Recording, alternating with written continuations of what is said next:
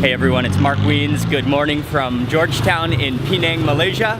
And today we are just gonna walk around, do some of the top things to do right here in Georgetown, eat some delicious food, and just see and explore the city. So this vlog is just gonna be about some of the top things to do right here in Georgetown.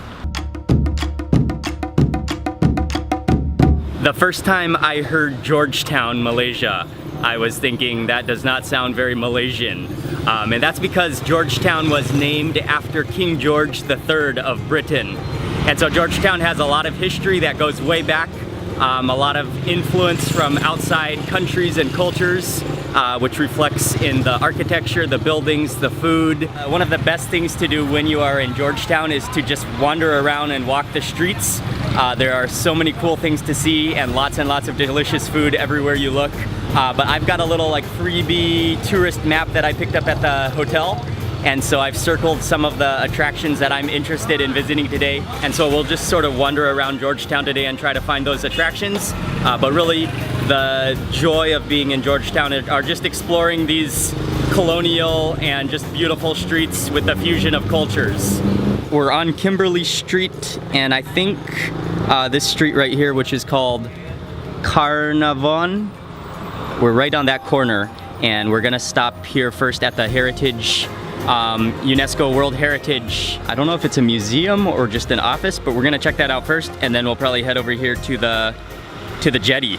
Here we are at the first site, which is the Georgetown World Heritage Inc. And this is more of just an information center. And actually there are some good maps and some good information about visiting Georgetown. So this is a good place to come kind of as your first stop, just to see the map and also to get some extra information about places to visit. We've made it now to the very famous Lebu Armenians. There are some temples on the street, as well as just some well-preserved buildings and architecture, and lots of kind of touristy cafes and restaurants as well.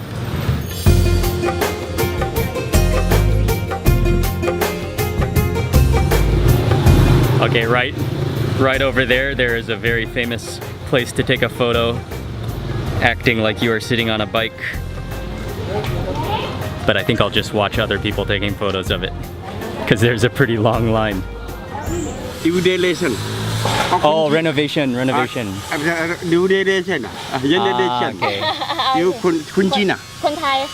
This temple is one of the oldest Hokkien temples in Penang, or in Georgetown.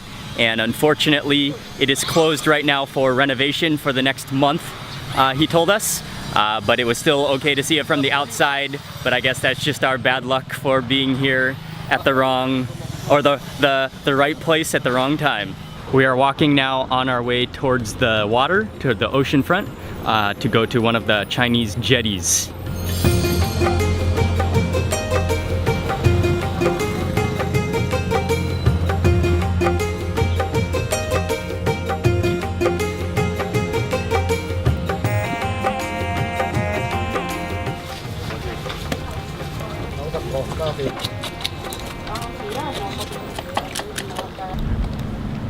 We've walked through to the end of, I think you say it, Chu Jetty, but right along the ocean front there are a series of jetties, which are Chinese little settlements of stilted houses and homes and businesses right over the water. And now they are kind of touristy. There are a lot of like souvenir shops and like kind of snack stores, especially selling sweet drinks and sweet snacks. But it's a really nice place to visit, and you can just walk around and see the ocean, see the boats, and also see some of the traditional Chinese culture in these little settlements. Being here really reminds me of being in Hong Kong, and some of the traditional fishing villages in Hong Kong looks very similar to this. We're walking now on the next jetty over from the one we were just at, and this one looks much less busy and much less shops and souvenir shops, more of just residential homes. So we're gonna just walk to the end real fast, see the view, and then probably move on. We just finished here at the pier. I think that was just Lim Jetty. So now we're gonna head down the road, walking down here, and we're on our way to the Fort Cornwallis, which is here. We might stop around here and then circle back around here.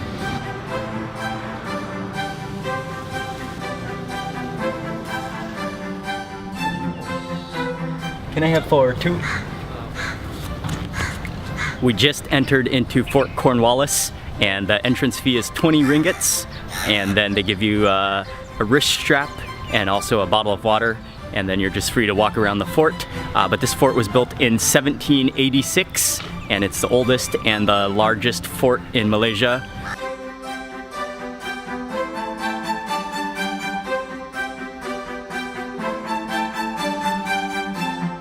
We just finished at Fort Cornwallis, and actually there's not that much to see in there. It's sort of just like an open park with walls and cannons around the outside. And I'm a little bit disappointed. I thought there would be more inside, and I thought the price was a little overpriced, but that's all right. Probably the coolest thing was the famous cannon on the corner, but you can even see that from the outside.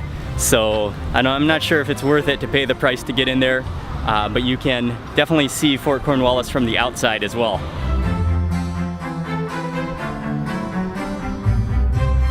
We are on our way now walking towards Little India, but I think on the way we're going to stop by at St. George's Church, and then once we're in Little India, I think that's where we're going to try to find some lunch. Okay, actually before we get anywhere, we've just stopped at a fruit truck, and this truck is just piled with fruit, stacked almost to the roof. So you just kind of grab things in bags or grab things on stick.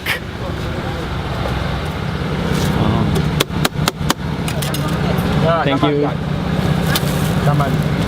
Guava.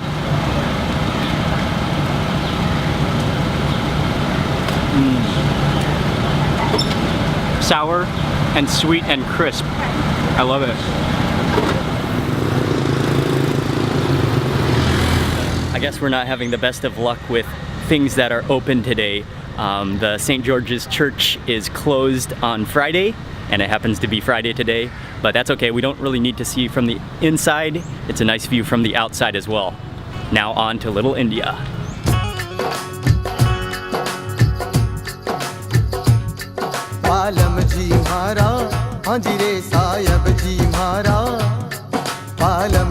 After doing so much walking around, my shirt is literally soaking wet. But we just stopped in at a very, very well-known restaurant called Kapitan.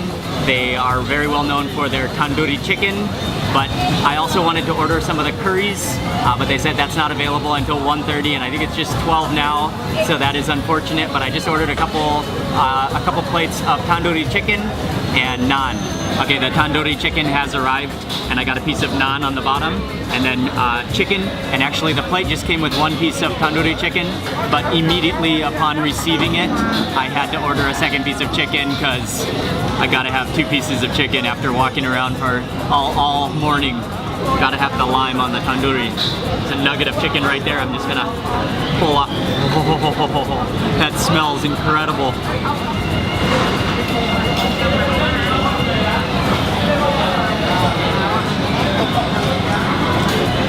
Okay, that is a wonderful piece of tandoori chicken. It's salty, it's nice and smoky flavored, and you can taste that rich kind of buttery yogurt marinade on the outside of the chicken. Add some onions to that. Okay, that is definitely some excellent tandoori chicken. Dip it into that sauce.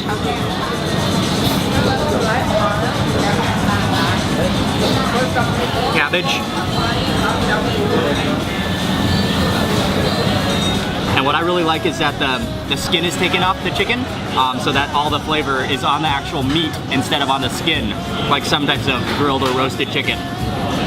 But just look at that, it's so good. We just finished with lunch, and I can't say for sure how the curries are, but that is definitely some awesome tandoori chicken. The flavor was just spectacular, and it was, yeah, just grilled to perfection. Right across the street from Little India is the Goddess of Mercy Temple, and it looks pretty small, but there's a lot of action happening around. I'm gonna go have a quick look inside.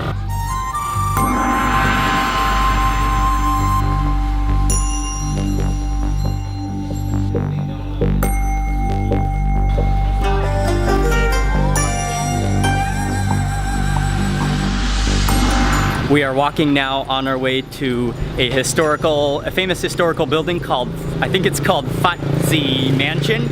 Not sure exactly how you pronounce that. It's actually a guest house, but a historical building, which is supposed to be very well preserved. And they have a couple of different tour times per day. And so I hope we can get in on a tour. It's early afternoon now. Do you still have ticket for 2 p.m.? Yes, okay, yes, okay. yes. 2 please. Okay. 34 ringgit, sir. 34 ringgit. Okay. Thank you. Yes, right. Thank go you. in now, huh? Okay. The main hall there, the tour starts there. We arrived here just in time. The tour starts at 2 p.m. and we got here like 5 minutes early just by chance. So finally some good luck on our side.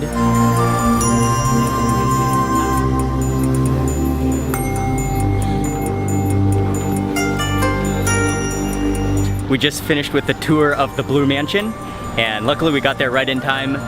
The tour took about 45 minutes, and it was the mansion itself is absolutely beautiful and extremely well preserved and restored, and also the history that goes along with it is really fascinating. Mr. Chang. The tour was a little bit chatty, and I wish we would have gotten to see more of the mansion, but we did get an introduction and saw the kind of first few opening rooms of the mansion, and it was extremely very educational. Our guide was very knowledgeable about the house. The only thing I wish is that we could have seen a little more of the mansion, so I'm sure it would be beautiful to stay at the mansion if you have a chance.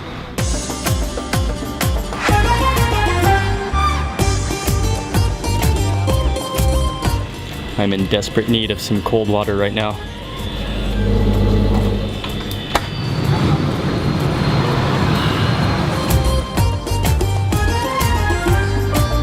We just spent a few minutes back at our hotel room and I changed into long pants, and that is because we are next on our way to the Capitan Mosque, which is one of the most well-known, biggest mosques in Georgetown.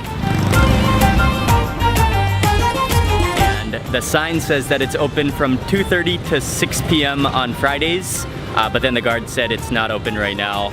I think it's about 4:30 now. But he said to come back after 5 to come in. So we might come in, but also on the sign it says strictly no video camera inside. So I probably won't get to show you what's inside.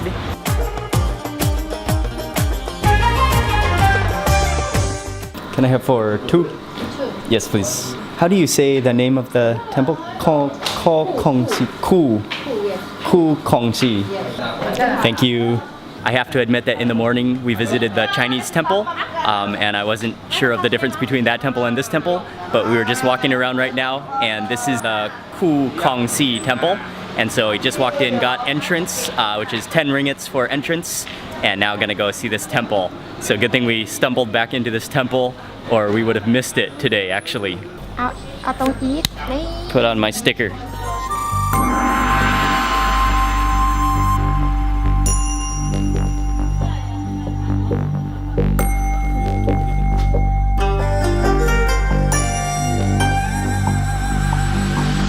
I'm glad we did not miss this attraction, although we almost did, but it's very impressive. The detail, the decorations are just extremely well detailed and impressive to see. And this is actually a clan house. So the family that commissioned this shrine temple, they used it to worship their ancestors. And this is said to be one of the best preserved and most famous clan houses in Penang, and actually all throughout Southeast Asia as well. But that's really good to see. Yeah, the detail was very impressive. The reason we missed it in the morning and walked right past it is because the sign is sort of on the inside. So if you come, there's the sign right on the inside there. But from the street outside, it's kind of easy to miss. You can just walk right past it. So just remember that if you visit the Ku Kongxi temple. Em lô mai cải. Rồi mai cày. Okay. It's about 6 p.m. now. We have been walking around all day long, and we just stopped in for dinner at a restaurant called Tai Tong Restaurant, which is a dim sum restaurant. There is a huge Chinese influence in Penang, in Georgetown, and so there are many Chinese restaurants and many dim sum restaurants. They're especially famous because they serve dim sum for lunch and dinner, whereas dim sum in Hong Kong is typically served for breakfast or brunch, but I am happy to eat it at any time of the day. And so they still have the push carts that go around here just like old school Hong Kong style, and so you can just choose your dim sum right off the cart. And they also have a full menu of a bunch of different Chinese dishes, and I ordered a couple different dishes, just some roast chicken and some vegetables, and then I'm gonna eat some dim sum and drink some tea and do the chili, kind of chili sauce.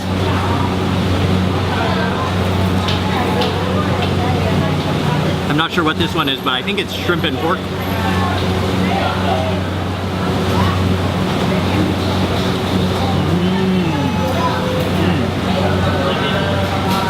That one just exploded with juices.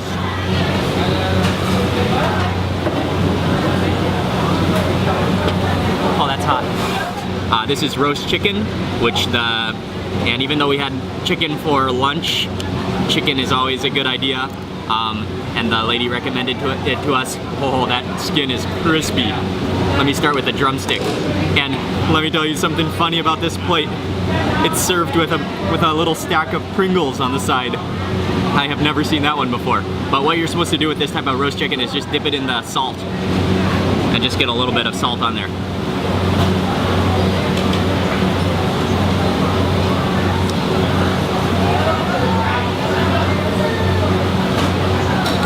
Oh, that chicken is so juicy and oily. And this is a plate of stir-fried gailan with garlic, she said.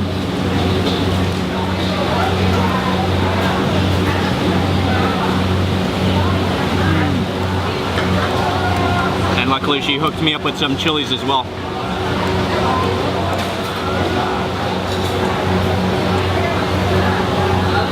Oh yeah. Oh yeah, that makes it even better. That was a decent meal for dinner. Not the best dim sum I've had, but very good, and good food, and nice to relax there and to enjoy the peace and quietness of dinner after a long day of walking around and exploring Penang. But it has been an excellent day.